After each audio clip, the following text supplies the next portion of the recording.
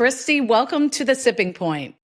Hi, Lori. Thank you so much for having me. I'm so excited to talk to you. Absolutely. So I love hearing everyone's origin story of how they came to wine. You started out pretty early, so I know people are going to be really excited. How the heck did you decide that this is what you wanted to do with your life? Well, I was working at a chain restaurant, casual restaurant called Lucille's Barbecue, which to this day is the hardest job I ever had, by the way, physically. And there was one fancy steakhouse in my hometown. It was very similar to Mastro's concept. And it was the nicest, fanciest restaurant I'd ever seen. And a friend of mine was a hostess there. And she told me that the GM loved wine. And I was 18 at the time. I was a server trainer for Lucille's and I really loved being there, but I just really wanted to go into fine dining. And I felt like that was where I should go. And I didn't know how to make that leap. So I started learning about wine to impress the GM. And I was just reading books because I wasn't of age to drink. And so by the time I was 19, I had a pretty solid foundation, went in for an interview, and I said that I wanted to be the best server that they ever had. And they laughed at me and hired me as a bar apprentice, and they thought it was so cute.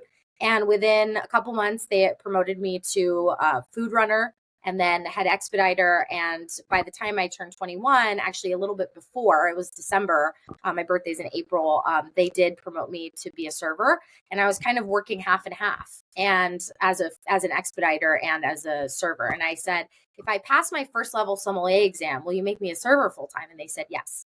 And I took my first level sommelier exam a couple days after my 21st birthday. And so I had been studying for a few years at that point, just reading mostly, just reading Raleigh's Windows of the World, Sotheby's Wine Encyclopedia, Wine Bible, those amazing books. And just being interested and asking questions, asking the bartenders to pour me things so I could smell them. I would ask, can you pour all of the Highland scotches we have and then let me smell them on the bar? And that's really how I learned, because I really couldn't taste anything. And then I took my certified shortly after that. And at my intro exam, there always are master sommeliers that facilitate the exams. And one of the masters was Chris Miller, who had been the wine director of this restaurant called Spago Beverly Hills before. And I had heard of a guy named Wolfgang Puck. That sounded familiar. I think I saw him on a can of beans at the grocery store, right? And I was like, I think he's a famous guy. I'm just kidding. I love Wolfgang so much now, but I really wasn't super familiar with his brands, just being so young. It wasn't, something that I was exposed to. And so I went and applied at Spago Beverly Hills at 21 as a certified somm, and they ended up hiring me. And I was exposed to, 3,000 to 4,000 different SKUs at any given time, 15 to 20,000 bottles when I was working there. So amazing. And now you're the lead sommelier at Delilah at the Wynn in Las Vegas. And so tell us a little bit about that role and maybe how people can best leverage. Sometimes people are intimidated to say anything to the sommelier, but tell me about what you do. And you seem so down to earth and really inviting. So I'm sure you have great tips on how people can leverage people like yourself. Yeah, absolutely. So here in Vegas, in general, the hotels have one wine director title that oversees all of the operations of the hotel for wine. And then each particular venue, there aren't a whole lot of wine directors here in the city. They're called lead sommeliers, just based on like union rules and things like that. And so essentially I am, in charge of selecting the wines for the program. We have 6 sommeliers working at Delilah specifically. So we have a really big team. I'm super grateful. And, it's mostly inventory management. So I always joke that most of my job is working on spreadsheets. And, that's the truth. I'm just mostly doing procurement, trying to find things that are of interest. Nevada it seems like a really big market, but it's actually pretty small. And so we don't get as much as, let's say, California, New York, right? And so getting the product here often is the biggest challenge that I'm facing, and making sure we have continuity in that product. But of course, I am on the floor as well. We get to serve guests. That's always the best part of my day, to be honest, is actually being able to talk to people about all these wines that we have found and spent all this time getting. Right. I always say that, some people have had experiences with sommeliers, maybe I think because of a disconnect in communication, right? If you are wearing a $20,000 watch don't be surprised if the sommelier recommends a bottle that's $2,000, right? I mean, just if your bag is 30,000 on the table, you don't be surprised if they recommend something more expensive, because that seems like what's in your taste and wheelhouse, right? But there are billionaires who I know won't spend more than $100 on a bottle of wine, and that's perfectly fine. It's just whatever, value set that you have around wine.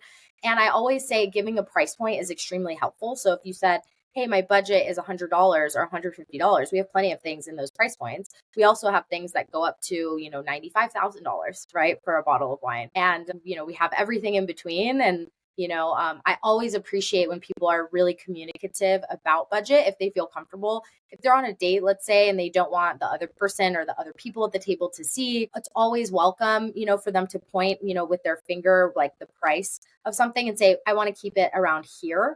And then, maybe we have a little bit of flexibility, Yes. yes. And then also being able to accurately describe what they want is challenging, right? Especially, a lot of people will say things that are opposite of each other. So they'll say that they like very smooth, luscious wines, which tells me that they like, fuller bodied, higher alcohol, maybe a little bit of residual sugar from like a riper area, which can come off as a little bit sweet, let's say. And then they will say something like, and I like Barolo, which is the opposite of that, where I love Barolo, by the way. yeah, and you can like both, right? There's Yeah. not a problem with that. But I think, being able to identify and saying, I like this wine. It's always very helpful when someone says, like, I love Flaccianello or I love Tignanello, but I want to spend around here today. And perfect. That is super helpful, because I know. And then also, I always ask people, if I'm really unclear about what they're saying, I'll say, how do you take your coffee in the morning? Because if they take it black and they say that they want Pinot Noir, I'm like, hey, let's try some Burgundy, right? Or let's Right. try, maybe a cooler climate variety, maybe is in the same wheelhouse, but I know that they could be open to a European variety, because a lot of American wine drinkers do prefer like a richer, sweeter style, just because that's our palate, right? So I love that. Yeah. And I try to teach people to trust their own taste, because people feel like they're just insecure about saying what they love sometimes, but they do need a little bit of language, because we're taught a certain way to describe a wine.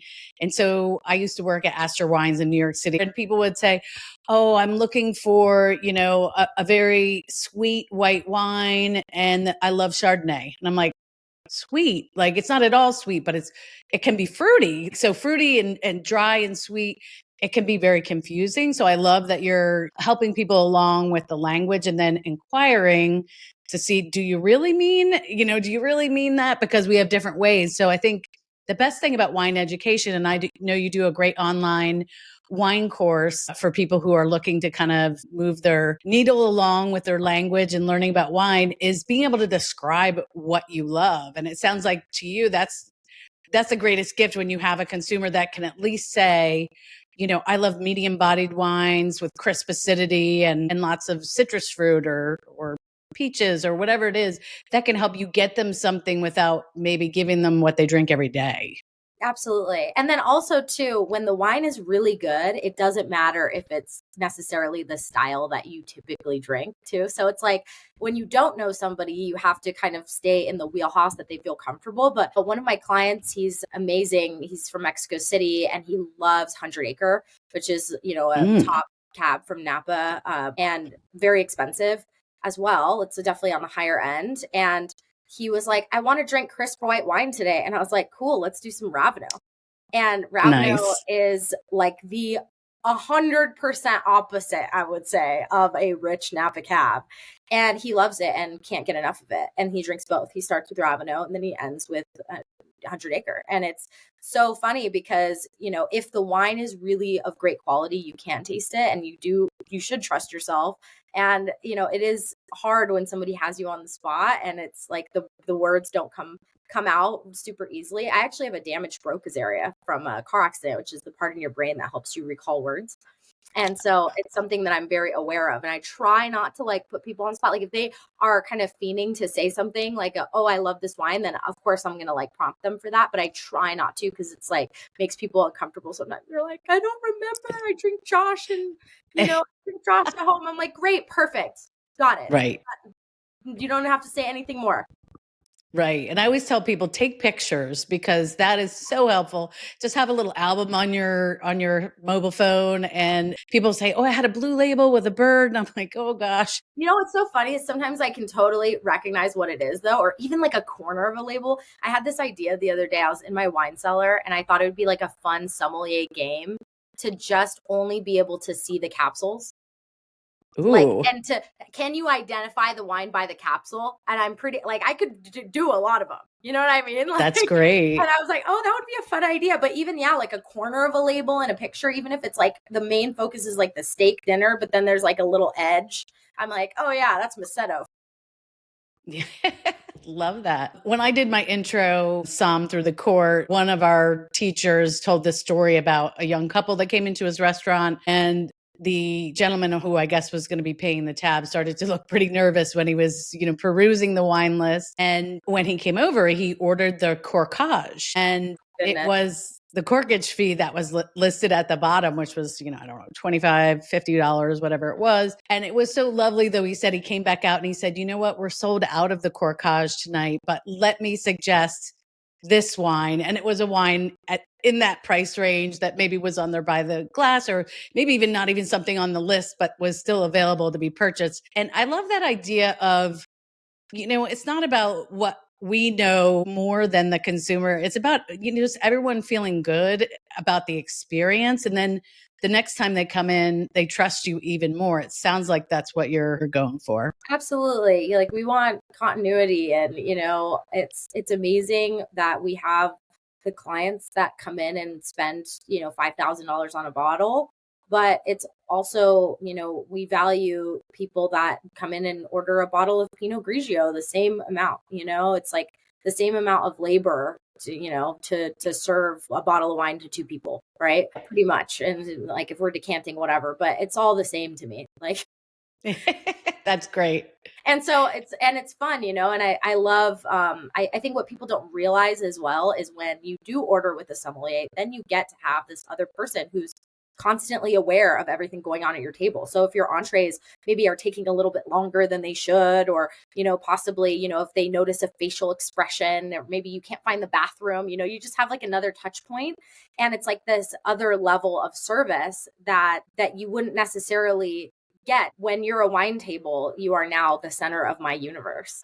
And I love that just to reinforce what you said earlier, that people should not be embarrassed to say what their price point is. I think that Oh, that is a big hang up, just to say, I don't want to spend more than $100 on a bottle tonight, or maybe it's 75, or 1,000, or whatever your price point is. But there's something about talking price in America that people are very great. uncomfortable I was about. just about to say a lot of people from other countries do not shy away from that at all. And, in my Right. travels, it's like people are very direct about what they're happy to spend or whatever. And yeah, it's definitely an American thing, or I don't know, maybe if it's a West Coast thing, or you're on the East Coast, right? Yeah, You're I'm on the East Coast. Yeah, yeah. So I think it's so interesting, but I would love if people felt more comfortable at least sharing on the page so that I can even get a ballpark.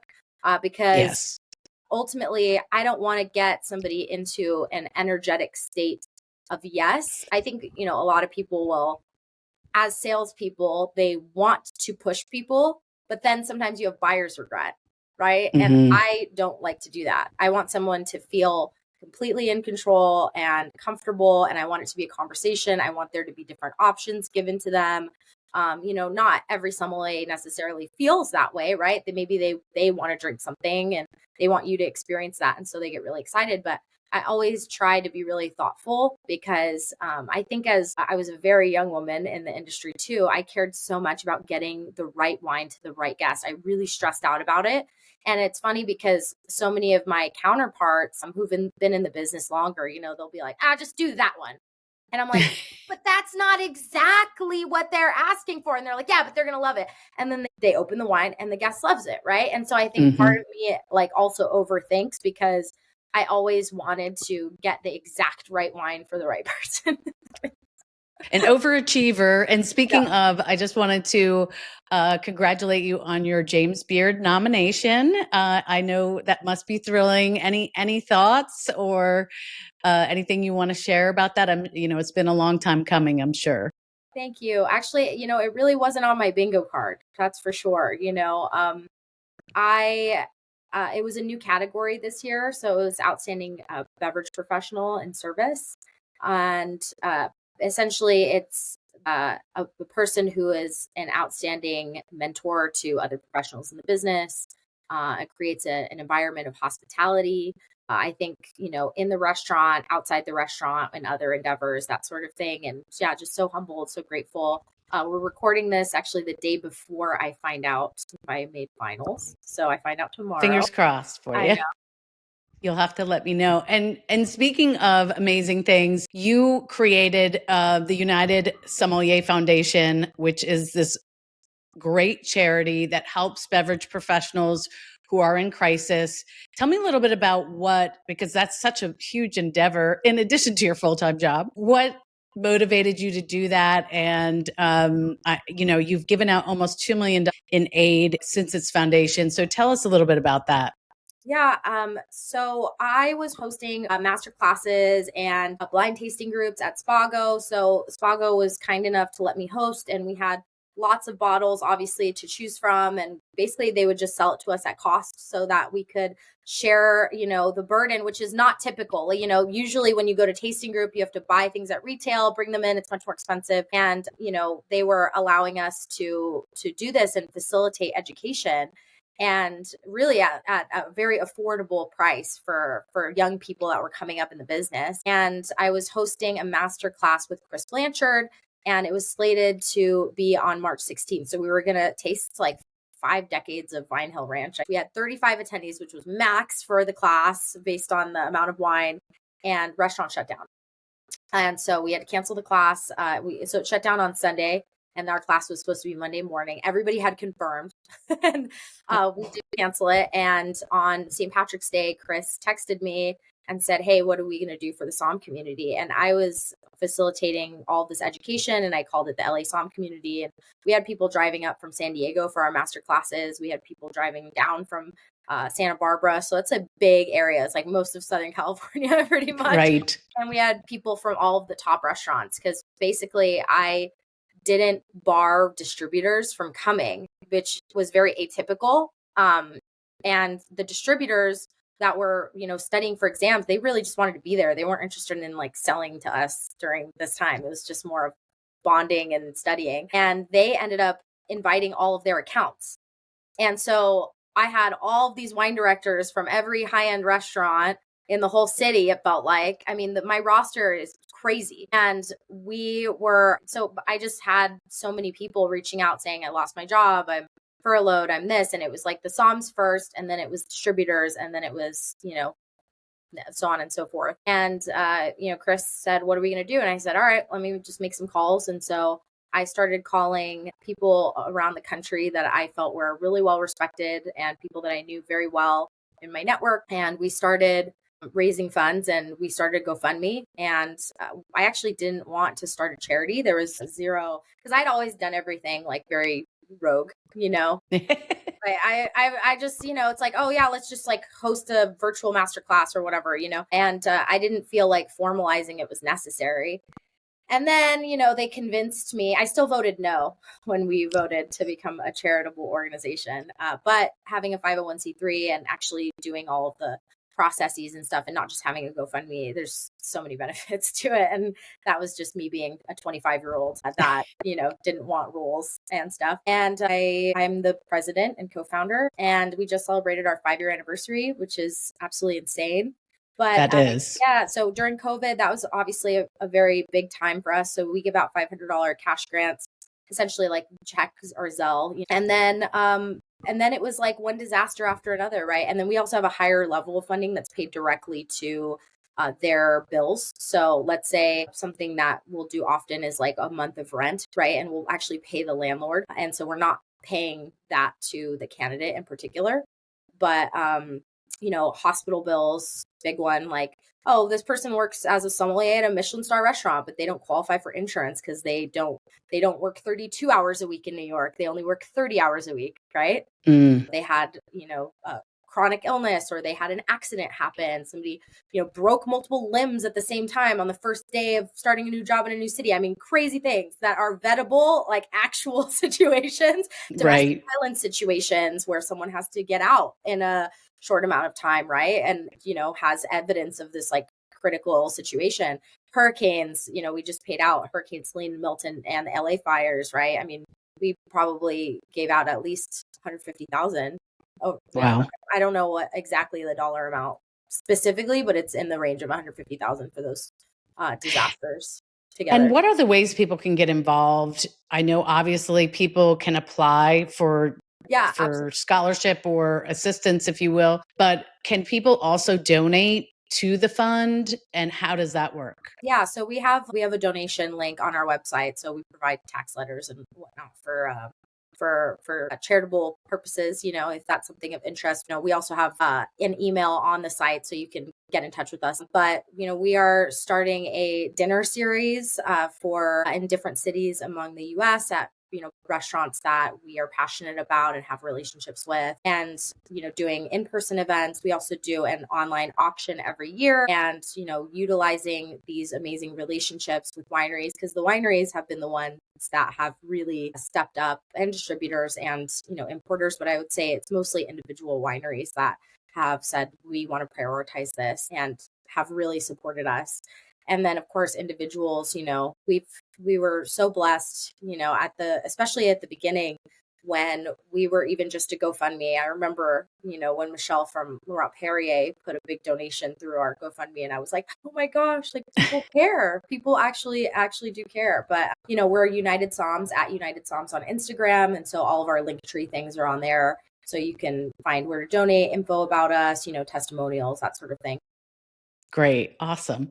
So since we have you here, I thought maybe the listeners might want to know, is there any specific wine region you're super into right now, or types of wines? Like if people are looking to spice up their wine rack, what are your suggestions? So 2 Fridays ago, I had 2010 Ponte Canet at a 3 liter, and it made me want to cry. And and we were also drinking or tasting 90 Lafitte that night, and 2010 Ponte Canet outperformed 90 Lafitte for me that night, like Wow. without a doubt. Yeah, it was stunning. It was stunning. And I drink so much Bordeaux, you have no idea. And upon taking it, it's a fifth growth, but Yeah. it's performing at a level that is ridiculous. And 2010, I mean, I drink lots of different vintages of Ponte Canet, and 2010, right at this moment, you should drink it if you can. 18 is also really great too. If Okay. you want something a little younger and maybe more accessible, but yeah, I almost was in tears. I actually got one of our managers in training in trouble because I was locked in telling him about Ponte Canet in the middle of service on a Friday night. And, they were like, he can't talk to you about wine right now. And I'm like, but it's important. Oh my gosh, this wine is so good. I mean, I feel like even at some of the lesser levels in Bordeaux, there's so much great wine Definitely. and great value out there because they make so much wine. Of course, the growths are going to be at a certain price point, but some of the, more general regions, Bordeaux classifications, I feel like you can find some really great stuff that over delivers for the price. Do you also visit those levels, or are you kind of Oh sticking yeah, with the no, gross? 100%. I always Yeah. have a ton of second through fifth growths. Always. Yeah.